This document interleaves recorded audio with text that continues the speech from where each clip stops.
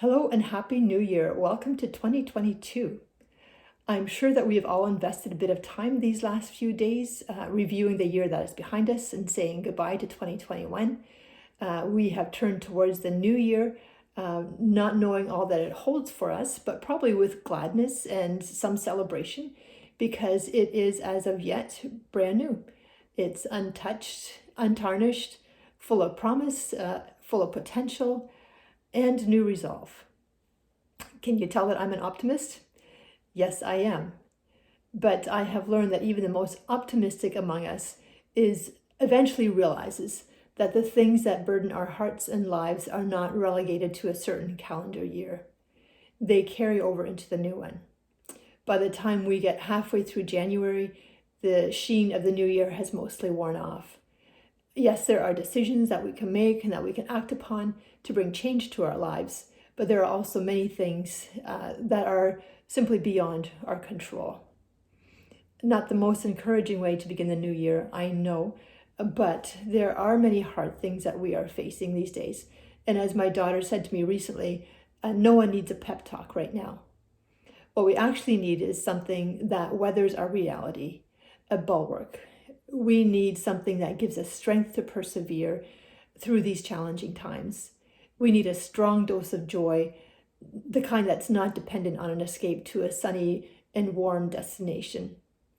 We need a joy that remains steadfast in spite of our circumstances. The wise minister who married my husband and I took his text from Lamentations 3 for our wedding ceremony. The Lord's mercies are new every morning. It's not the usual wedding text, but he truly did us a service because he did provide a bulwark for us. He pointed us to that which would weather our worst storms and would remain solid in the most difficult things that would come our way. God's mercies, his grace, his compassion, his attentive devotion, his strength, they're all fresh every day and available every single day, even through a pandemic. As the board, staff, and volunteers of CBWOQ, we have been working hard to develop resources for 2022 that are COVID-proof. Resources that will ground you in a deep relationship with Christ and with your Christian sisters.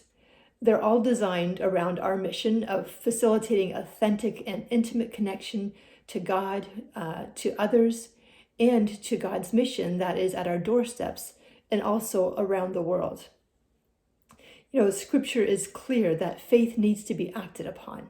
And it is so often the case that the answer to prayer comes as we take a step in faith.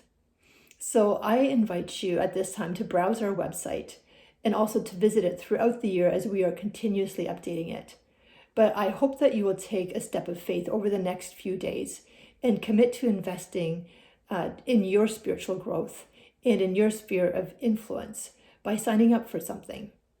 Please pray about joining our 2022 Soul Sisters cohort or consider starting your own because this entire program is available for downloading. Pray about participating in Complete, our discipleship program, or starting a book club based on the titles and discussion guides that we are providing. We're also looking for women who will host watch parties for our April conference. So I hope you will explore this with us as a way to encourage and strengthen the women in your circles.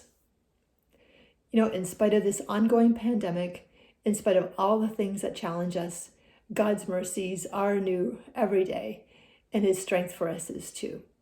They weather well, and so I pray that you would have a most blessed and joy-filled new year. God bless.